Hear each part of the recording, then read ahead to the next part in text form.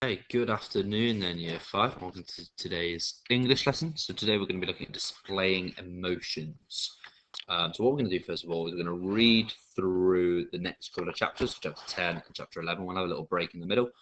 And hopefully you've all managed to recap what happened over the story for today, just to, in yesterday's lesson, just to remind yourself what happened. So we're going to move on to chapter 10 then. We've got father and son. So, meanwhile, Odysseus, in the shape of an old beggar, was climbing the hill towards the hut of Amos the swineherd. When Amos saw the beggar, he threw open the door of his hut. It had been decreed by mighty Zeus that anyone approaching one's threshold in peace should be welcomed. Old man, come inside, sit down. The swineherd welcomed the beggar and showed him where he could sit. Then he slaughtered a fatted hog. When he had made sacrifices to the mighty gods and goddesses, he roasted the meat over the flames of the fire. He gave the best cut to the beggar. Gratefully, the old beggar ate. Amos settled down beside him and told him the story after story about the outrages that had been committed by the suitors in Odysseus's feasting hall. As he listened, Odysseus felt the bile rising in his throat and his heart pounding against his ribs. But he bit his lip and swallowed and said nothing. When at last the swineherd fell silent, the old beggar turned to his host and said, "In my travels from city to city and from port to port, I have heard rumours in many places that Odysseus is now on his way home, and that he sails with chests filled with treasure." Amos shook his head. "Old man, I can see you are trying to win your way into my heart with tittle-tattle and half-remembered gossip. No, Odysseus is dead. I feel it in my bones. His body is rolling somewhere deep beneath the blue waves of the sea." For 3 days Odysseus stayed with the swineherd. Every morning when Amos took his pigs to graze and root for truffles, he wandered the island. In the shape of an old beggar, he climbed Mount Neriton. He wandered the vineyards, the terraced hills, the cliffs, and the beaches. His heart sang for joy to feel Ithacan soil against the soles of his feet. He watched the people at work. He even watched his own father, old Lert, harvesting grapes. No one took any notice of him. To them he was just another old ragged man who had more than his share of bad luck. Sometimes, out of pure pity, someone would give him a cup of water or some bread or cheese. It was on the morning of the fourth day that Telemachus returned. The swineherd was preparing breakfast. The old beggar was sitting on a stool by the fire. Suddenly, the door swung open, and standing framed in the doorway was a young man with his first beard on his chin. Amos dropped the bowl he was holding. "Telemachus, by the mighty gods, you're safely home!" He ran across and threw his arms around the young man's neck. He kissed his forehead, his left eye, his right eye, his lips, his left hand, his right hand. The swineherd honoured his prince like a father honouring his son. Odysseus, sitting by the stool of the fire, saw his son for the first time for 19 years. He said nothing. He slowly got up to his feet and offered his stool. Telemachus shook his head. "No, no, old man, you are a guest here. To me, this is more of a second home. Sit down, sit down." The old beggar sat down. Telemachus walked across and squatted in front of the fire, warming the palms of his hands. Amos prepared breakfast for the three of them. They sat at the wooden table and ate. As they were eating, Telemachus told them about his journey to Sparta, about his encounter with the red-haired Menelaus and beautiful Helen, and about the visit he had received from the goddess. When the food was finished, he turned to Amos. "My mother, sweet Penelope, will have heard of these plans to murder me on my return. Her heart will be wrung with worry for me. Please, I beg you, go and tell her that I am home safely." The swineherd nodded and strapped on his sandals. He made his way across the floor of the hut and pushed open the door. It was at that moment that Odysseus saw Athene, her grey eyes blazing with light. Unseen by the swineherd, she was standing outside the hut, beckoning urgently. As soon as the swineherd was gone, the old beggar stood up and nodded to Telemachus. He hobbled through the door and closed it behind him.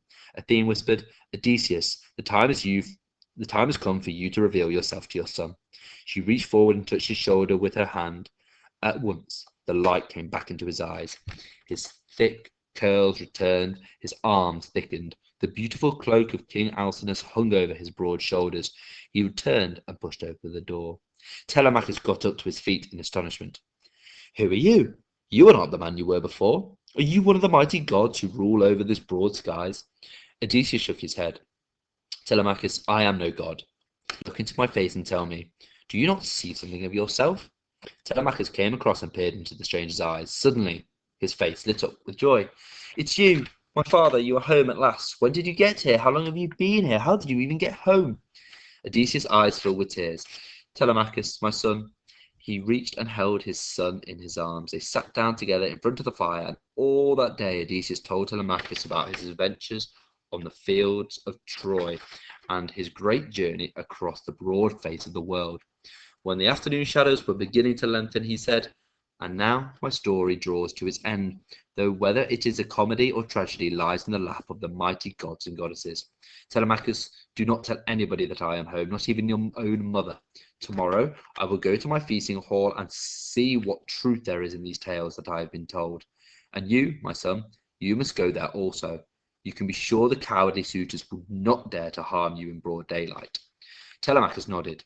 At that moment they heard the sound of the swineherd returning home. Athene, invisible, reached into the hut. She touched Odysseus' shoulder. Straight away he was an old beggar again, dressed in rags.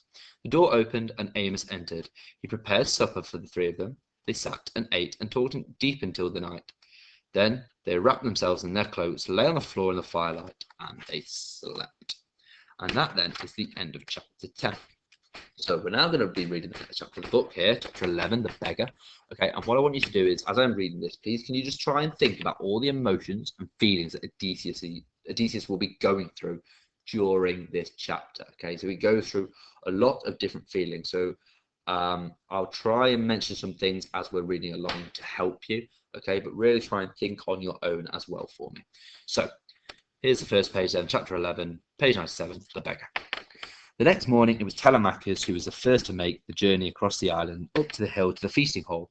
Already the suitors were enjoying themselves at Odysseus' expense, feasting, drinking, talking, laughing, singing. Telemachus came to the door. He stepped onto the threshold stone, lifted the latch and pushed the door open. The suitors fell silent. They stared at him. Telemachus smiled grimly.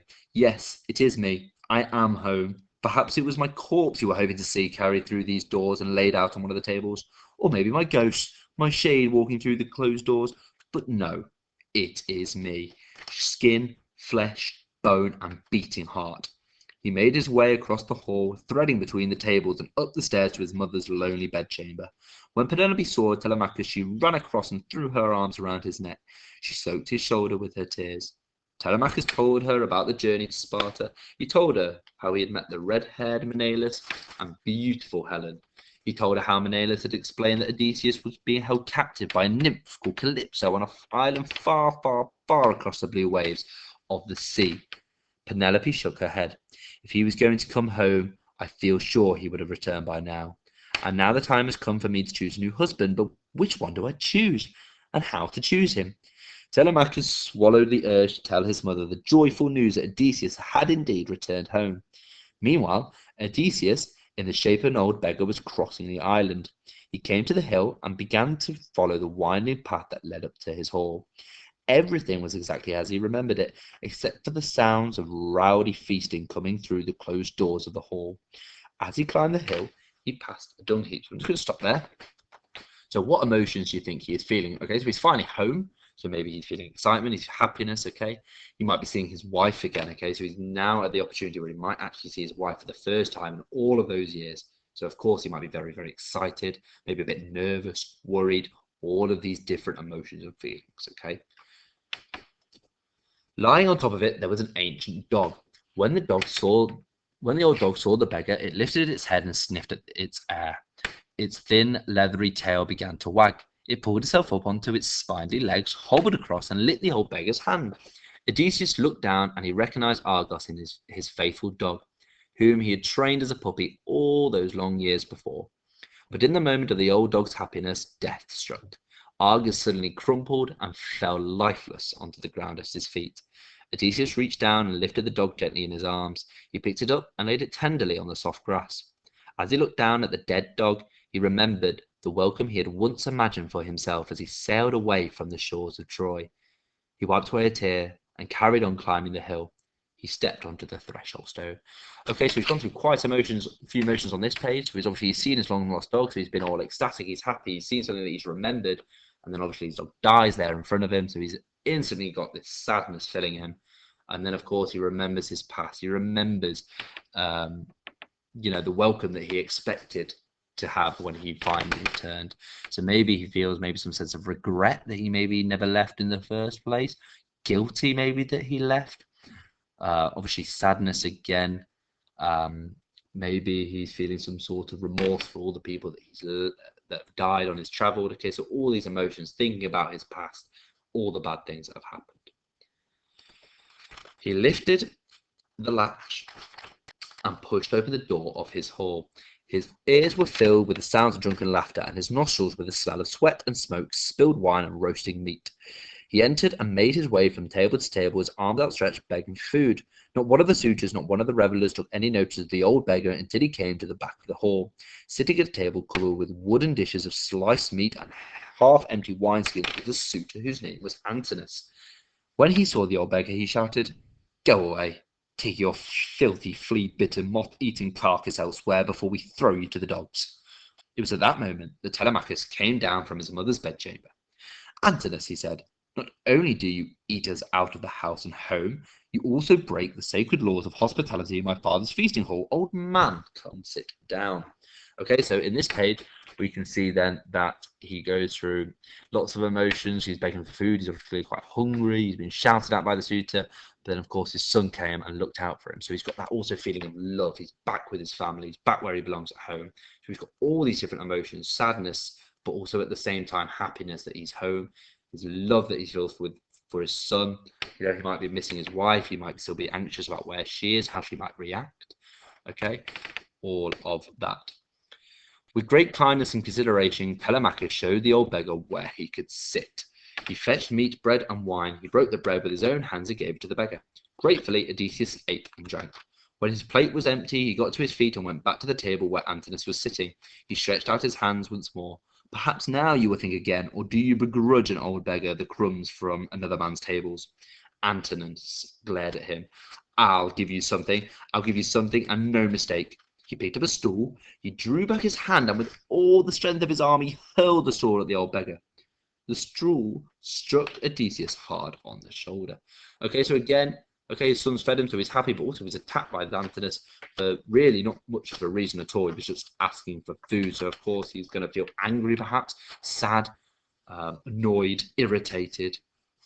Maybe he'll lash out. Let's find out. But he didn't falter or fall to the ground. He stood firm, and the stool clattered onto the floor at his feet. The suitors watched the beggar turn and walk across the feasting hall without saying a word. They watched as he sat down among the shadows by the door and brooded in silence. Then they shrugged and laughed and resumed their drunken feasting. The story of the old beggar and the stool spread from the servants to the maidservants. From the maidservants, the story reached the ears of Penelope upstairs in her lonely bedchamber, and it was that night that she came quietly down the stairs. The suitors had either staggered drunkenly homewards or were sleeping with their cheeks in pools of spilled wine on the tabletops. Except for the occasional grunt or snore, everything in the hall was silent. The old beggar was still sitting among the shadows by the door. Penelope whispered, old man, come upstairs. I would like to speak with you." And that then is the end of that chapter 11. So of course he's gone through some wild emotions there right at the end. So he didn't even react to Antinous, even though he'd just been hit on the back of the shoulder with a stool. So he's obviously feeling kind of lonely, alone. He's just not out of it. He's not even reacting to something that's happened. And of course, the most important bit, right at the end there, he saw Penelope, his wife, again. So imagine you haven't seen your own wife, somebody you love so dearly for so long, and eventually you've seen them again. Think of all the emotions that you'd be going through there. Now, thinking of these emotions, what you're going to do in today's lesson is you are going to choose one of the emotions that he's experienced. So it could have been anything. It could be love, happiness, sadness, regret, remorse, guilt. Don't mind, try and choose one that's a little bit exciting, one that you can do a lot with, make it nice and bright, colourful, eye-catching, okay? Don't choose a really boring emotion and make it really dull, really try and show this emotion on paper for me, okay? And then what I also want you to do, so you're going to create a poster to show this emotion and represent it in as many ways as possible through like drawings and pictures. You might want to do some writing, some little quotes, okay? And also, this is an important bit, I want you to include why Odysseus felt like this emotion during this chapter. So the emotion that you've chosen, you've done a poster on, just a little bit of writing at the bottom of that poster saying why Odysseus felt that emotion. So, for example, if you were doing love, you might do a big love heart in the middle of the page, you know, some maybe like chariots of fire, something that represents love. Do some research, see what else represents love. And then at the bottom, you could say Odysseus felt this emotion of love where he was reunited with his wife Penelope again. Okay, that's just an example. You might do something about regret or something like that. Okay, so that's today's task for you. Please get on with that, and I will see you later then for our live lesson. Thank you very much for year 5. Enjoy the rest of your day.